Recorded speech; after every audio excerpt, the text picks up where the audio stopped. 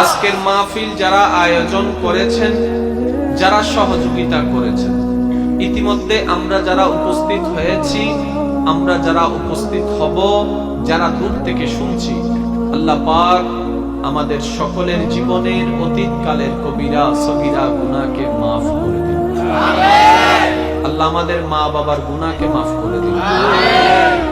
এই মুহূর্তে এই এলাকায় যত কবরবাসী কবরের আযাবে কষ্ট পাচ্ছে, সকল বান্দাদের দোয়ার উসিলায় আল্লাহ প্রতিটি কবরবাসীকে আযাব থেকে মুক্তি দান করুন। সম্মানিত উপস্থিতি, বিনয়ের সাথে শ্রদ্ধার সাথে সকলের কাছে আমার প্রথম আবেদন, যতক্ষণ আমার মওলা দয়া করে আমি অদম অযোগ্য গুনাহগার পাপী বান্দাকে বলার তৌফিক দান করেন, এই সময়টুকু সবাই মনের কান দিয়ে শোনার চেষ্টা করবেন ইনশাআল্লাহ। দ্বিতীয় নম্বর কথা, আমার কোনো কথা কাউকে গ্রহণ করতে হবে না, তবে ভাই হিসেবে এতটুক আবদার আপনার কাছে রাখলাম, প্রতিটি কথা মনের কান দিয়ে শোনার পরে নিরপেক্ষ বিচারক হয়ে বিবেকের আদালতে প্লাস মাইনাস দিয়ে হিসাব করে দেখবেন। সঠিক যদি মনে হয় গ্রহণ করবেন, ভুল যদি মনে হয় বাদ দিবেন, কোনো সমস্যা নেই।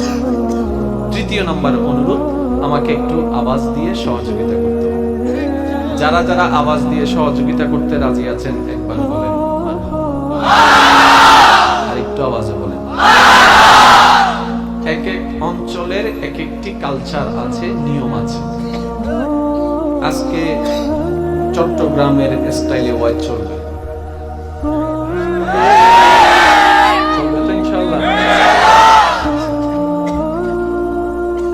আজকে আমি ঠান্ডায় ঠান্ডায় কথা বলবো।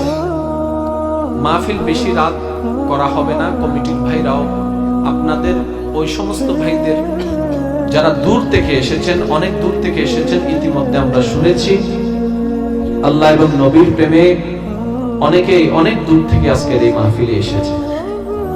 তাদের যাতায়াতের বিষয়টা চিন্তা করে মাহফিল নির্দিষ্ট সময় ইনশাআল্লাহ শেষ হয়ে যাবে।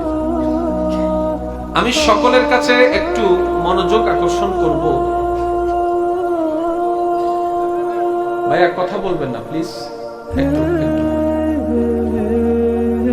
সময় পরিবর্তন হচ্ছে, গ্রাম শহর হচ্ছে, সবকিছুর মধ্যে পরিবর্তন এসেছে, আসছে। আমাদের মাহফিলের মধ্যে